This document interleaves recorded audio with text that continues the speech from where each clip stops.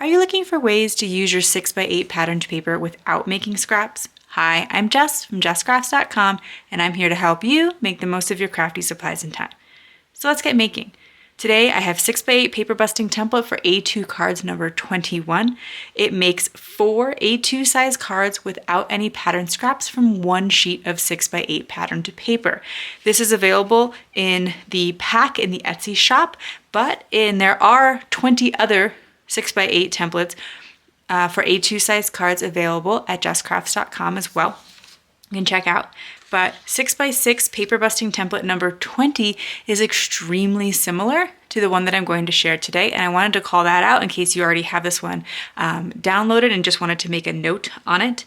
It uses the same pieces of patterned paper, like you cut them to the same size and you assemble it into the same sketch, but it makes 3 cards.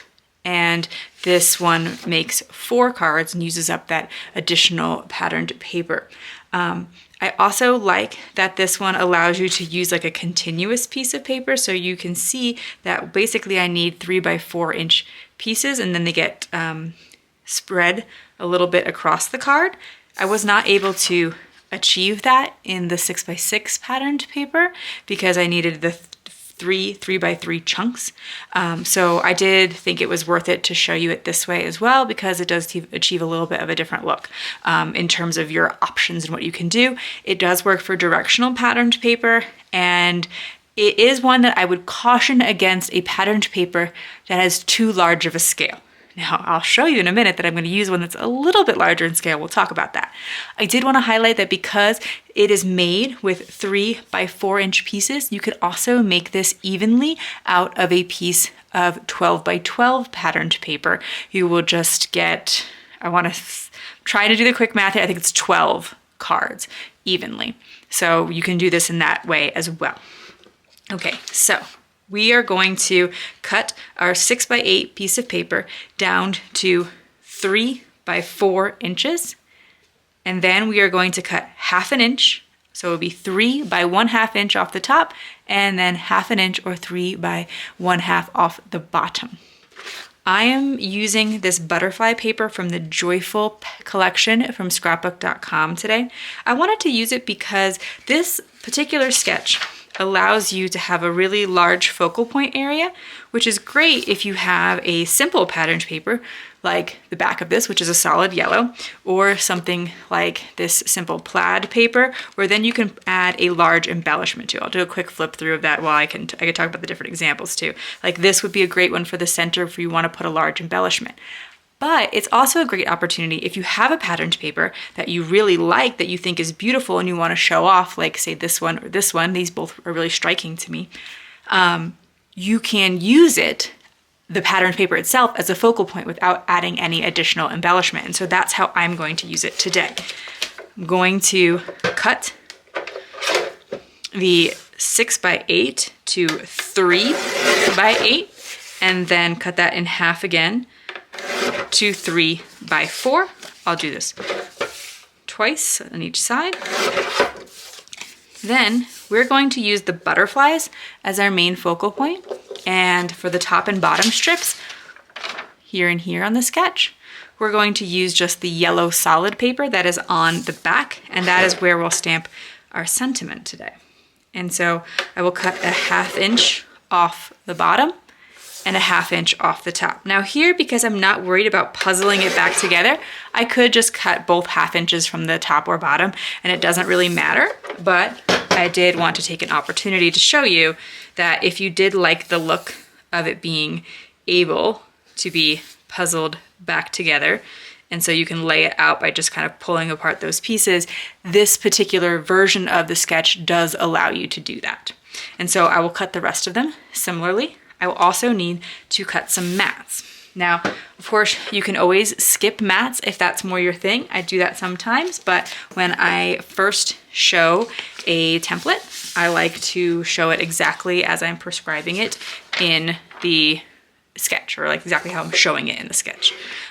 Okay, so we need some pieces that are 3 1/4 inch wide, because I like to do 1/4 inch mats. Now you can, of course, choose to do 1/8 inch mats, or like I said, skip mats. You can make adjustments as you please. You could make other adjustments to the sketch to maybe put both of your strips on the bottom or the top. There's different ways of working with it, but like I said, I'm gonna just stick to the sketch today. So I'm going to cut the mats for the 1/2 inch pieces to 3/4 of an inch. So I'm measuring from 8.5 down to 7 3/4, so I have a 3/4 inch. Please follow all manufacturer safety instructions when working with tools, especially tools that can be sharp, as mentioned here. And then I will cut it another 3/4 of an inch. So I have those for both the top and the bottom. And I will also need a piece that is square or 3/4 by 3/4 to go with our 3 by 3 inch piece. I'm trying to be extra clear in all the measurements for anyone who does not have access to the sketch, so that you can just follow along with the video tutorial or write down the measurements as you go. So I will be putting the butterfly paper there and the yellow at both the top and bottom. I'm also going to add my sentiment here.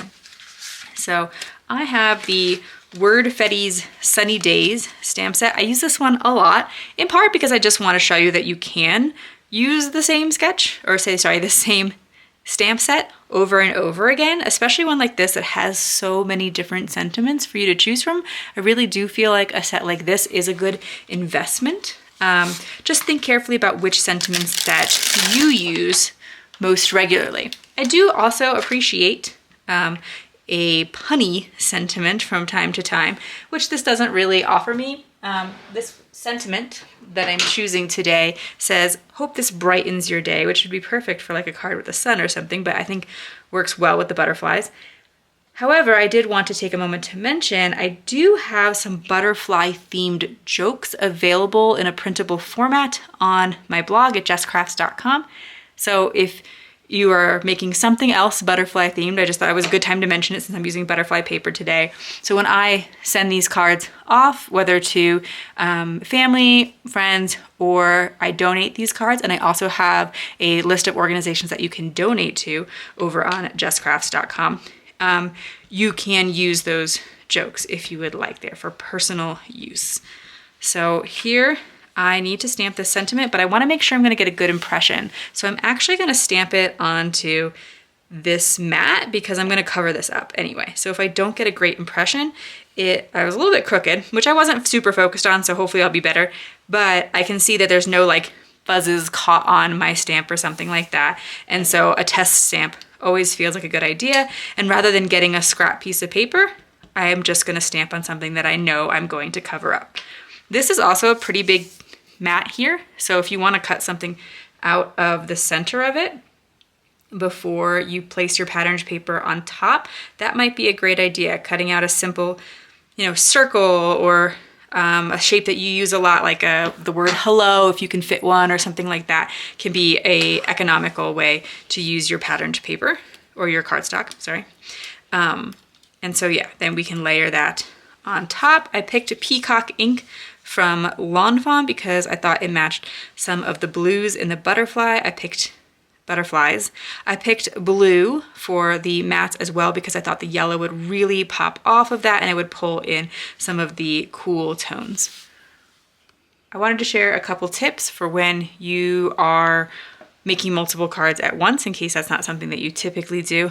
I do like to keep all of my pieces because I start developing lots of little pieces going on. This is great for when you're die cutting too, if you're die cutting multiples of something. I like to keep them in trays. It could be, these are from scrapbook.com, but I like them because, they stack and they're large, but you could be using box lids or envelopes. I have some clear envelopes from Amazon that I used for a long time. And all kinds of different things. You make little pockets out of cardstock, things like that, just so that you can keep your pieces together, especially in cases where it's really important which pieces are going together. Like say you were doing that sort of puzzling look that is available in this sketch. And I also like to add a bunch of adhesive at one time. I use a tape runner so that, so all of these pieces already have adhesive on them and they stay sticky. I have found it to be, found a way, I use a Scotch Advanced Tape Glider. It was really economical for a long time, although my understanding is they don't make them anymore, or they're discontinuing them.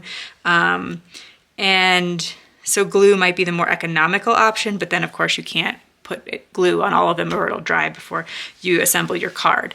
But that is one reason that I personally do use a tape runner quite often. Then I have 4 complete cards made with 6x8 paper busting template for A2 cards, number 21. This is available in a 30 pack with 30 different templates at the Etsy shop, or in a smaller pack of 10 if you already have some of them.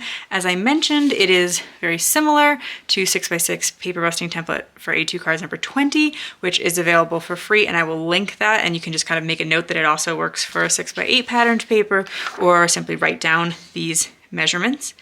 And I will also leave you links to card donation resources and where you can find the jokes, since I mentioned the butterfly jokes earlier in the video. If you found this video helpful, here's another video where you can find more ideas for enjoying your crafty time and supplies. Let me know you like this video with a share to your crafty community, subscribe and click the bell so you don't miss the next template or tutorial, and check the video description for product links. See you in the next video.